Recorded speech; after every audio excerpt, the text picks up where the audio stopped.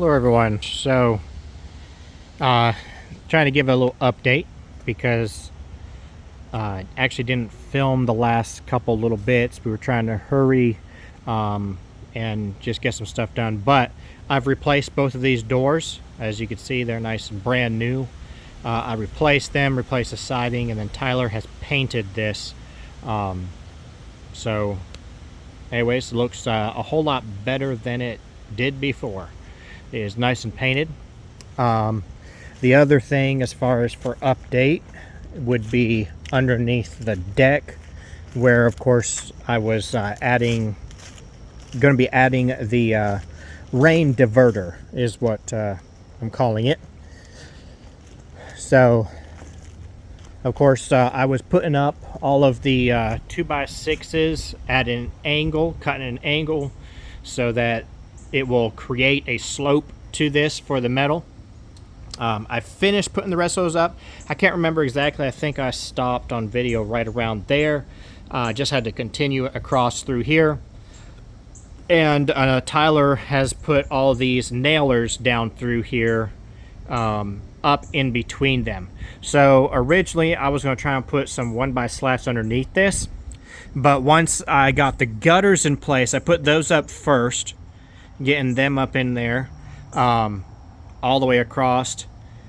And once I did that, I seen how close the gutter is to the bottom of these with the minimum that I wanted to have that sticking down. So it's sticking down about 3/4 of an inch to an inch on the back side at the most. You basically can't really see it from there. As you can see, you can barely see the gutter, which was the idea. At each one of these posts, so as you come down from the driveway into the backyard, you can't see the downspouts either, so everything blends. I mean, if you were to come down through here, you really can't see it. The dark brown blends with everything else, the darker colors. So, and it's on the back side. There's one on the back side of each of these columns.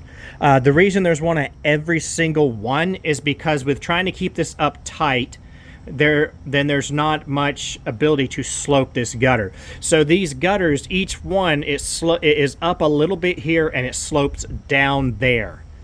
But then this portion here, I didn't want that downward slope to continue all the way across, because then this gutter would be extremely low by the time it got down here from all the way down there. So instead of having it be down just like a 1/2 inch, 3/4 of an inch, it would probably be almost 3 inches down on this end.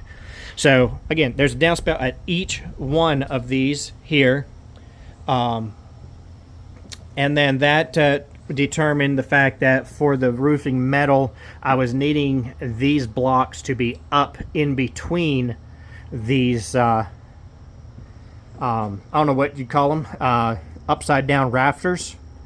They're not really joists, they're not really rafters, but they're holding metal roofing upside down, so I'm gonna call it upside down rafters. They're kind of just like scabs. But anyway, so it is all ready and the metal has arrived. This was a special order metal, so I've had to wait a while for this. But here it is. It is brown again to match the facade, the look of the darker tone colors around here.